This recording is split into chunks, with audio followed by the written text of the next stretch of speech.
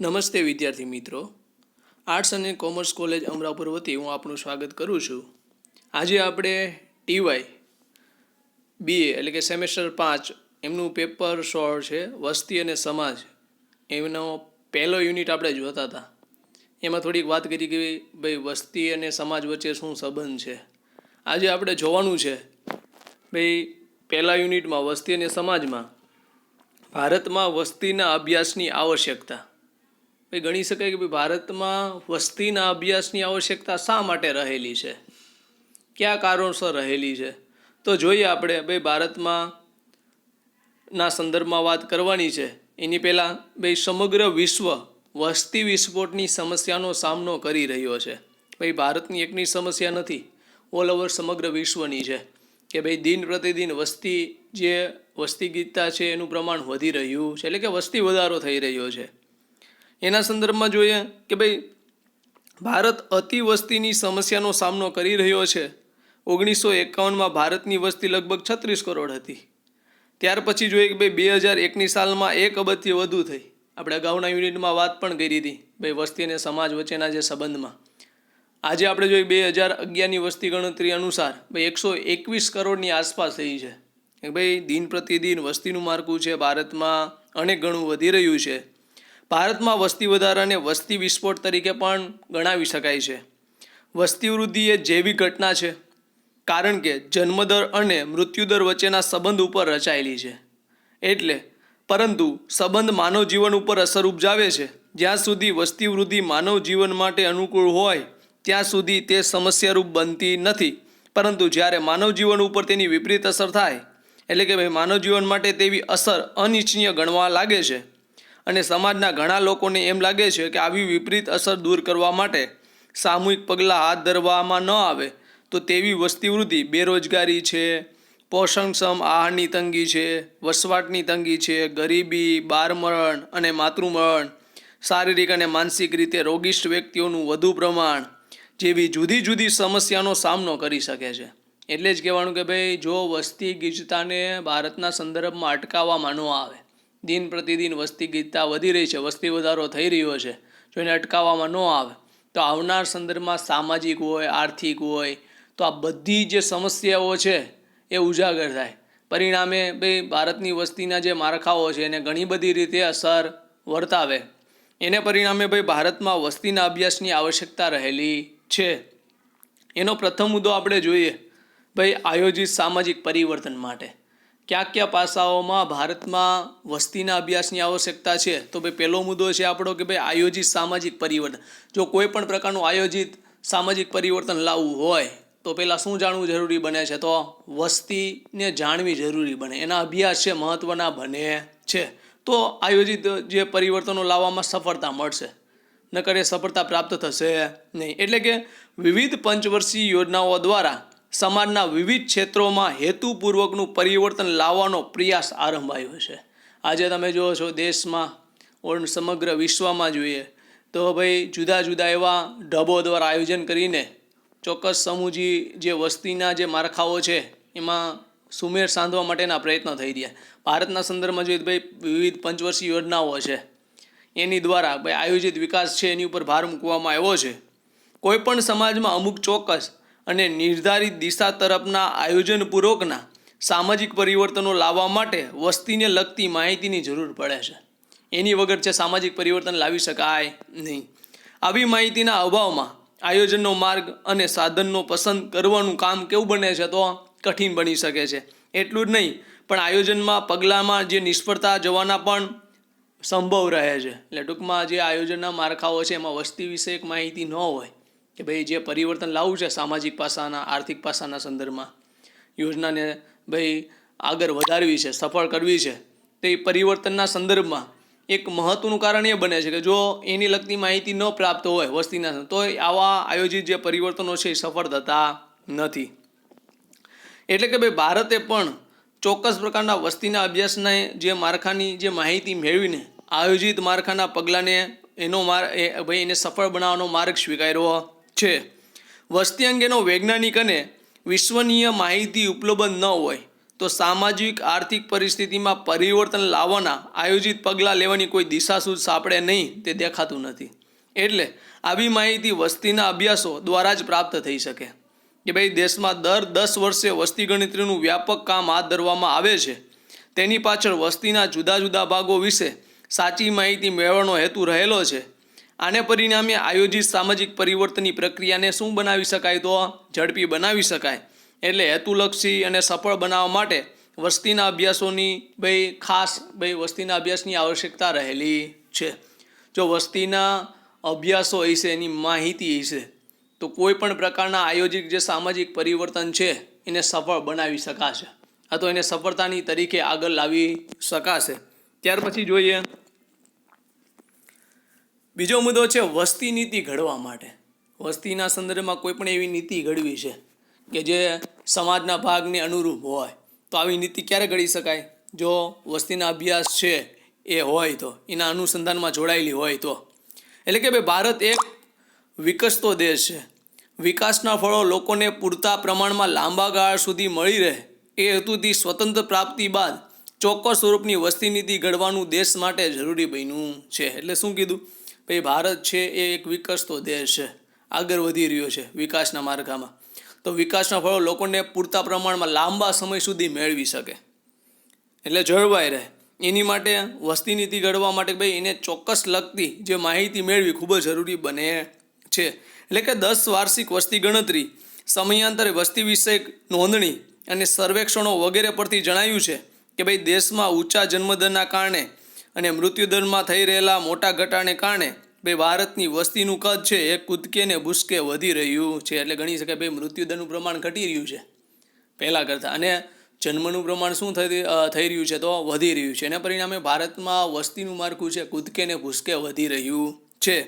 તેમજ દેશની આર્થિક પ્રગતિ સામે મોટો અવરોધ પેદા કરે. ભાઈ મોટી વર્ગ એવો અસ્તિત્વમાં આવ્યો છે કે ભાઈ વસ્તીના માળખાના સંદર્ભમાં સામે રોજગારીના ચોક્કસ સાધનો નથી, તો એક મોટો આર્થિક બોજો ઊભો કરે છે. પરિણામે જોઈએ કે ભાઈ ગરીબી, બેકારી, અપૂરતા ખોરાક અને પોષણની સમસ્યા પણ ઉત્તરોત્તર વધતી જઈ રહી છે. આ હકીકતને ધ્યાનમાં રાખીને ભારતે સ્વતંત્ર બાદ સામાજિક આર્થિક આયોજનના ભાગરૂપે વસ્તી નિયંત્રણની નીતિ અપનાવી છે. એટલે કે ભાઈ વસ્તી નિયંત્રણના હેતુસર કુટુંબ નિયોજનના રાષ્ટ્રીય કાર્યક્રમ તરીકે સ્વીકાર કરવામાં આવ્યો છે. અહીં કહેવાનું તાત્પર્ય એ છે કે ભાઈ કોઈ પણ દેશ પોતાની વસ્તી અંગેની નીતિ ઘડવા માટે વસ્તીને લગતા અભ્યાસો કરીને આધારભૂત માહિતી મેળવવાની જરૂરી બને છે. એની દ્વારા સાચી માહિતી છે એ વસ્તી નીતિ ઘડતરમાં ઉપયોગી બને છે. જેમ કે વસ્તીનું કદ કેટલું છે, વય જૂથો, જન્મદર, મૃત્યુદર, બાળમરણ, સ્ત્રી પુરુષનું પ્રમાણ હોય, બેકારી અથવા તો કામદાની વસ્તી, ગ્રામીણ વસ્તી હોય, શહેરી વસ્તી હોય વગેરે જેવા આંકડાઓની માહિતી છે એની જરૂર પડે છે. એટલું જ નહીં કે ભાઈ વસ્તી નીતિ ઘડ્યા પછી તેની સફળ અને અસરકારક અમલ માટે વસ્તીના અભ્યાસોની જરૂરિયાત રહે છે. માત્ર વસ્તી નીતિ ઘડાઈ જાય એટલી જે આધારભૂત નથી. વસ્તી નીતિ ઘડાઈ ગયા પછી એની ચોક્કસ પ્રકારના અભ્યાસો પણ મહત્ત્વના બને છે. એટલે ભાઈ એની માટે વસ્તી નીતિ ઘડવા માટે ભાઈ કેની આવશ્યકતા રહે છે? તો વસ્તીના અભ્યાસની આવશ્યકતા રહે છે. ત્યાર પછી જોઈએ તો ઉદ્યોગીકરણ અને શહેરીકરણના આયોજન માટે કોઈ પણ શહેર છે અથવા તો એના ઉદ્યોગો છે એનો વિકાસ આયોજન કરવું છે અને આગળ લાવવું છે, તો એની માટે પહેલાં વસ્તીના અભ્યાસની આવશ્યકતા રહે છે. ક્યાં ક્યાં પાસામાં હોય છે કે ભાઈ આજે જોઈએ છે ભાઈ મહાનગરોમાં ગંદા વિસ્તારો છે, તેમજ ગુનાખોરીની પ્રવૃત્તિઓ થાય છે, તેમજ સામાજિક સંઘર્ષની સમસ્યાઓ તીવ્ર બનવા લાગી છે. તો આ બધી બાબતો વિશે ચોક્કસ સમજૂતી કેની દ્વારા પ્રાપ્ત કરી શકાશે? તો વસ્તીના અભ્યાસની જે પ્રતિક્રિયાઓ અપનાવવામાં આવશે તો કરી શકાશે. તો એને પરિણામે ઉદ્યોગ અને શહેરીકરણનું જે આયોજન છે એને સફળ બનાવી શકાશે. સ્વતંત્ર ભારતમાં વિવિધ ક્ષેત્ર કૃષિ અને બિનકૃષિ ઉદ્યોગો વિપુલ પ્રમાણમાં વિકસવા લાગ્યા છે અને આની સમયાંતરે શહેરી વસ્તીમાં પણ સતત શું થવા લાગ્યો છે? તો વધારો. મોટા કદના મહાનગરોમાં વસ્તીનો વધારો થઈ રહ્યો છે અને નાના કદના શહેરોની સંખ્યા પણ સતત શું રહી છે? તો વધી રહી છે. એને પરિણામે જોઈએ તો ગુનાખોરી હોય કે સંઘર્ષની જે સમસ્યાઓ છે તીવ્ર બનવા લાગી. કે આના સંદર્ભમાં જણાશે કે ભાઈ ભારત જેવા વિકસતા દેશમાં ઔદ્યોગિક અને શહેરી વિકાસનું બુદ્ધિપૂર્વકનું આયોજન કરવામાં ન આવે તો તેના ગંભીર પરિણામો આવવાના સંભવ રહે છે.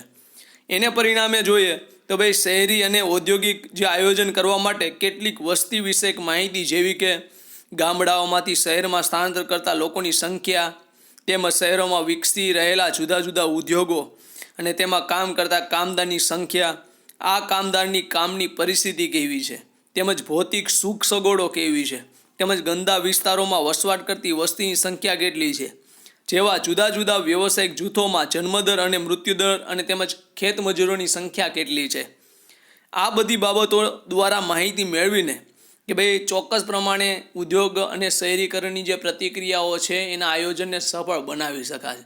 તો આ બધું શક્ય ક્યારે બનશે કે જ્યારે આપણી પાસે કે ભાઈ જે ઉદ્યોગીકરણ શહેરીકરણના આયોજનને સફળ બનાવવું છે અને આગળ લાવવું છે તો આ બધી માહિતી નહીં હોય તો એને ક્યારેય સફળ બનાવી શકાશે નહીં. પણ એ માહિતી હશે ક્યાંથી? તો ભાઈ વસ્તીના અભ્યાસના સંદર્ભમાં જો એની નોંધણી ભાઈ એની ચોક્કસ રજૂઆત થઈ છે, અભ્યાસો થયા છે, તો એટલે કહી શકાય ભાઈ ઉદ્યોગીકરણ અને શહેરીકરણના અભ્યાસને છે આગળ લાવવું છે, આયોજનને વિકાસ ભાઈ વિકસિત ક્ષેત્ર સુધી પહોંચાડવું છે, સફળ બનાવવું છે, તેની માટે એના અભ્યાસની આવશ્યકતા રહેલી છે. ત્યાર પછી જોઈએ સામાજિક અને આર્થિક સમસ્યાઓ હલ કરવા માટે. આજે જોઈએ કે ભાઈ વસ્તીના સંદર્ભમાં ઘણી બધી એવી સમસ્યાઓ છે, સામાજિક હોય કે આર્થિક, તો એને હલ ત્યારે થઈ શકે જ્યારે વસ્તીની સાચી માહિતી હોય તો. એટલે કે ગરીબી, બેરોજગારી, આપઘાત, નિરક્ષરતા, ગુનાખોરી, પ્રદૂષણ, શારીરિક અને માનસિક ખોડખાપણ ધરાવતી વ્યક્તિઓની મોટી સંખ્યા, તેમજ ધાર્મિક, કોમી અને જ્ઞાતિવાદી સમસ્યા, આ બધી એક પ્રકારની સામાજિક અને આર્થિક સમસ્યાઓ છે. જો આને લગતી જે વસ્તીનું માળખું કે કઈ કઈ વસ્તીમાં કઈ કઈ સમસ્યાઓ સાથે જોડાયેલું છે અને કઈ કઈ જુદા જુદા વિવાદો સાથે સંઘર્ષ સાથે જોડાયેલું છે, જો આ માહિતી હશે તો જ સામાજિક અને આર્થિક સમસ્યાનો હલ લાવી શકાશે. તો એની માટે કેની માહિતી હોવી જરૂરી છે? તો વસ્તીની માહિતી સાચી હોવી ખૂબ જ જરૂરી છે. તો ક્યાંથી બની શકે, ક્યાંથી મેળવી શકાય? તો ભાઈ વસ્તીના અભ્યાસ દ્વારા એ માહિતી મેળવી શકાય છે. એની માટે મહત્વનું બને છે. ત્યાર પછી જોઈએ કૃષિ અને ઔદ્યોગિક ક્ષેત્રે ઉત્પાદન વૃદ્ધિ માટે. કૃષિ ક્ષેત્રમાં ઉત્પાદન વધારવા હોય અથવા તો ઔદ્યોગિક ક્ષેત્રનો વિકાસ કરવાના સંદર્ભમાં હોય, ભાઈ એના વૃદ્ધિના સંદર્ભમાં હોય, તો એની માટે પણ વસ્તીના અભ્યાસની આવશ્યકતા છે કે ભાઈ ખેતી અને ઉદ્યોગમાં ઉત્પાદન વધે તો દેશનો આર્થિક વિકાસ થાય. એ સ્વાભાવિક છે. ભાઈ કૃષિ અને ઉદ્યોગો છે એના ઉત્પાદનમાં સતત વધારો થાય તો જ રાષ્ટ્ર છે એટલે કે દેશ છે એનો આર્થિક વિકાસ થઈ શકે. એટલે કે ગણાવી શકીએ કે કૃષિ અને ઔદ્યોગિક ઉત્પાદન લાંબા ગાળનું આયોજન વિકસતા દેશ માટે પૂર્વ જરૂરિયાત સમૂહ બની રહે છે અને આને માટે દેશની વસ્તી વિષયક જાણકારી કેવી બને? તો અનિવાર્ય બને છે. એની વગર છે જે ધંધાકીય એકમ હોય અથવા તો ઔદ્યોગિક ક્ષેત્ર છે કે કૃષિ ક્ષેત્ર છે એને સફળ બનાવી શકાતી નથી. એમ મનાય છે કે ખેત વ્યવસાય જેટલા લોકોને રોજગારી પૂરી પાડવાની ક્ષમતા ધરાવે છે એના કરતાં વધુ વસ્તી તેમાં રોકાયેલી છે. એટલે કે ખેતી પર વસ્તીનો બોજો હોવો જોઈએ એના કરતાં કેવો થઈ ગયો? તો વધારે. ખેતીમાં જેટલા લોકોની જરૂર એની કરતાં કેટલા લોકો રોકાયેલા છે? તો વધારે. તો ખેતી ઉપર વધારે બોજ પડે છે. તો એક પ્રકારની કૃષિ સંદર્ભમાં કેવી છે? સમસ્યાઓ છે. તો એ ક્યાં માધ્યમથી જાણી શકાય? તો ભાઈ જો વસ્તીના સંદર્ભમાં અભ્યાસો થયા છે તો એને જાણી શકાય છે. આથી ખેતી વ્યવસાયમાં બેકારી, અર્ધ બેકારીની પરિસ્થિતિ ઊભી થઈ છે અને ખેતીનો સુઆયોજિત વિકાસ કરવા માટે આ વ્યવસાયમાં કેટલા પરિવારો રોકાયેલા હોય, તેમની કુલ સભ્ય સંખ્યા કેટલી છે, માથાદીઠ જમીન અને ખેત ઉત્પાદનનું પ્રમાણ કેટલું છે, તેમજ ખેત મજૂરો અને ગ્રામીણ બેકારોની સંખ્યા કેટલી છે, આ બધી માહિતીની જરૂર પડે છે. એવી જ રીતે ગ્રામીણ અને શહેરી વિસ્તારોમાં ગૃહ ઉદ્યોગોમાં કામ કરતા માણસોની સંખ્યા કેટલી, તેમની આવક કેટલી, કામની પરિસ્થિતિ તેમજ કામદારનું શૈક્ષણિક સ્તર કેટલું, તેમજ કામદારના વય જૂથો હોય, એમના મૃત્યુદર હોય અથવા તો જન્મદર વગેરે વસ્તી વિષયક માહિતી આપણી પાસે ન હોય તો ઔદ્યોગિક ક્ષેત્રે વિકાસ સાધવા માટે શું કરવાની જરૂર છે તેનો યોગ્ય નિર્ણય લઈ શકાય નહીં. તો એની માટે કેની જરૂર પડે છે? તો ભાઈ વસ્તીના અભ્યાસ હોવા જોઈએ. વસ્તીનો જો ચોક્કસ પ્રકારનો અભ્યાસ હશે તો કૃષિ સંદર્ભમાં કેવી રોજગારી બેરોજગારીની સમસ્યાઓ છે, જેવી રીતે ઔદ્યોગિક ક્ષેત્રમાં કેટલી ભાઈ બેરોજગારીની સમસ્યાઓ છે અથવા તો ઉત્પાદનની પ્રતિક્રિયાઓ છે, એના વૃદ્ધિ દરને કેવી રીતે આગળ લાવી શકાય, તો આ બધી માહિતી માટે વસ્તીને જાણવી ખૂબ જ જરૂરી બને છે. જો એ હશે એનો ચોક્કસ અભ્યાસી છે તો એમાં ચોક્કસ પ્રમાણે સફળતા મળે છે. ત્યાર પછી જોઈએ શૈક્ષણિક ક્ષેત્રના વિકાસ માટે કે ભાઈ વાત કરીએ કે ભાઈ શિક્ષણની બાબતમાં પણ આજે વિદ્યાર્થીના સંદર્ભમાં કોઈ પણ પ્રકારના એવા અભ્યાસો છે શૈક્ષણિક સંદર્ભમાં તો એને જાણવા હોય તો એની માટે પણ વસ્તીના અભ્યાસની આવશ્યકતા રહે છે. ભાઈ કેવી રીતે ભાઈ વિદ્યાર્થીઓને વસ્તીના પ્રશ્નો હોય, વસ્તીનું કદ છે, જન્મદર, મૃત્યુદર, બાળમરણ, વય જૂથ, વસ્તીની ગુણવત્તા, વસ્તી નિયંત્રણ, વસ્તી સુધારણા માટેની જરૂર પડે. આ બધી માહિતીઓ ક્યાંથી પ્રાપ્ત થાય છે? તો વસ્તીના અભ્યાસ દ્વારા પ્રાપ્ત થાય છે. એટલે કે ભાઈ ભારતમાં છેલ્લા એક દશકા દરમિયાન યુનિવર્સિટી અને કોલેજોમાં સમાજશાસ્ત્રના તથા એને અર્થશાસ્ત્રના વિષયોમાં શિક્ષણમાં વસ્તીશાસ્ત્રના અભ્યાસનું શિક્ષણ આપવા લાગ્યું છે. આજે તમે જોવો છો બે મહત્વના શાસ્ત્રો હોય સમાજશાસ્ત્ર અને અર્થશાસ્ત્ર. યુનિવર્સિટી લેવલમાં વસ્તીના સંદર્ભમાં શિક્ષણ છે વર્તમાન સંદર્ભમાં સવિશેષ ભાર મૂકવામાં આવી રહ્યો છે કે ભાઈ અપાઈ રહ્યું છે. કેટલીક યુનિવર્સિટીએ તો કોલેજોમાં હવે વસ્તી શિક્ષણ એક સ્વતંત્ર વિષય તરીકે અને જુદા પ્રશ્નપત્ર તરીકે પણ સ્થાન મળ્યું છે. આ બધી વસ્તી વિષયક માહિતી કેવળ 10 વાર્ષિક વસ્તી ગણતરીના અહેવાલ પૂરતી પ્રાપ્ત થઈ ન શકે. માત્ર 10 વર્ષની વસ્તી ગણતરી થાય 10 વર્ષે એની ઉપરથી છે માત્ર એના અહેવાલ ઉપરથી સાચી માહિતી ન મળે. આને માટે દેશના વિવિધ વિસ્તારોમાં પસંદ કરીને વસ્તી શાસ્ત્રીય નોંધણી અને સંશોધન કરતા રહેવાની જરૂર પડે છે. સતત જો એની વિશે સંશોધન થાય કે ભાઈ વસ્તીના સંદર્ભમાં તો એના સંદર્ભમાં સાચી માહિતી પ્રાપ્ત થાય છે. એટલે કે ભાઈ વસ્તીને લગતી ઘટનાઓ વિશે તાજી અને છેલ્લામાં છેલ્લી માહિતી વાકેફ રહેવા માટે એના સંદર્ભમાં જાણે કોઈ પણ એવી સમસ્યાઓ છે એને પ્રતિક્રિયાઓ સાથે જોડાઈને શૈક્ષણિક સંદર્ભમાં એનો ચોક્કસ ઉપયોગ કરવા માટે એની આવશ્યકતા રહેલી છે. તો વસ્તીના અભ્યાસની આવશ્યકતા રહેલી છે.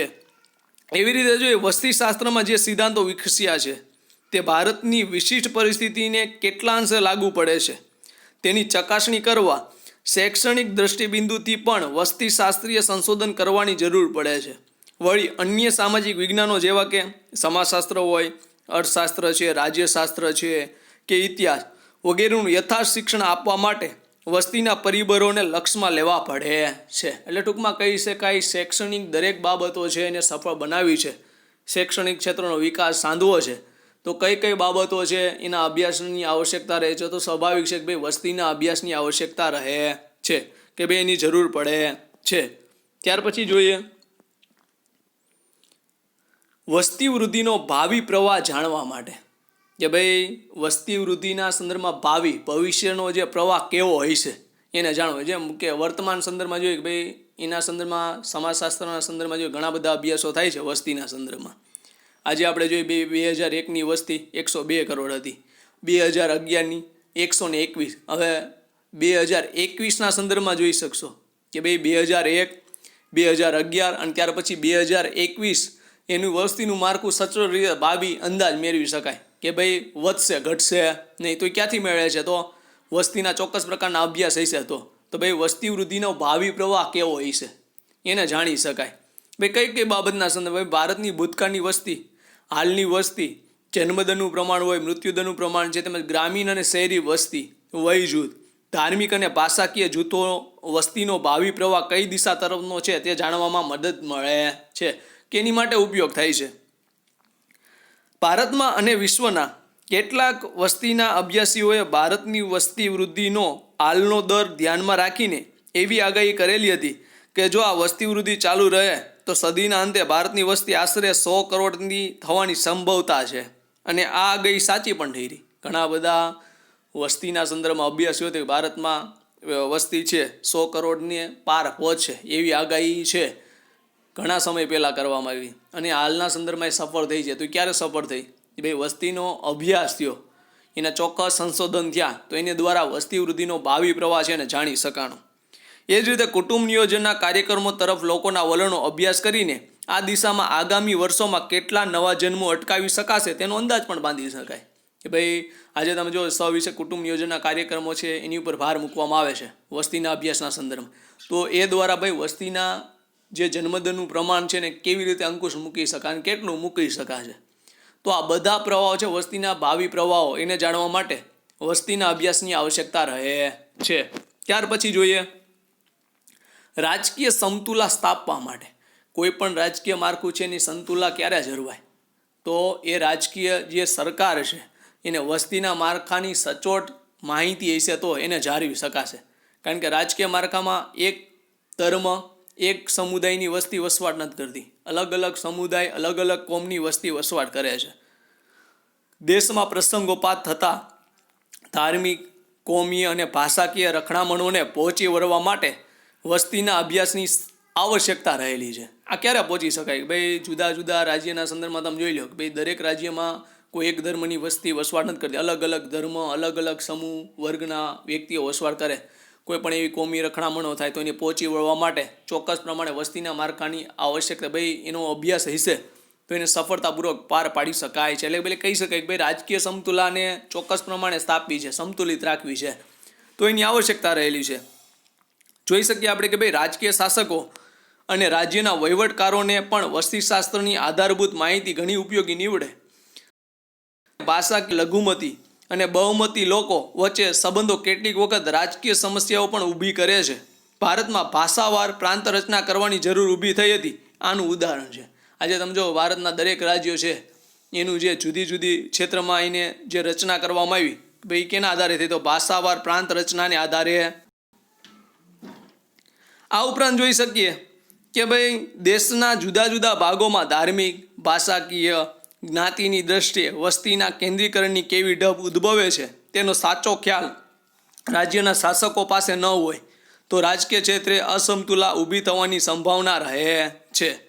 આ ઉપરાંત ગણી શકીએ કે ભાઈ દેશના વહીવટ અને શિક્ષણ માટે કઈ ભાષાને કેટલું મહત્ત્વ આપવું તે બાબત નક્કી કરવા માટે જુદી જુદી ભાષાઓ બોલતા લોકોની સાચી સંખ્યા જાણવી પડે છે.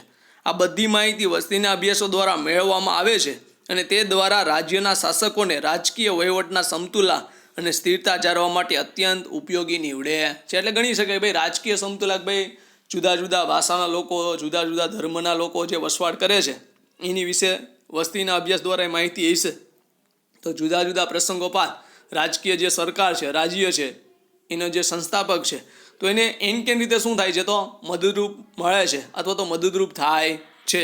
ત્યાર પછી જોઈએ સમાજમાં કાયદા ઘડવા માટે.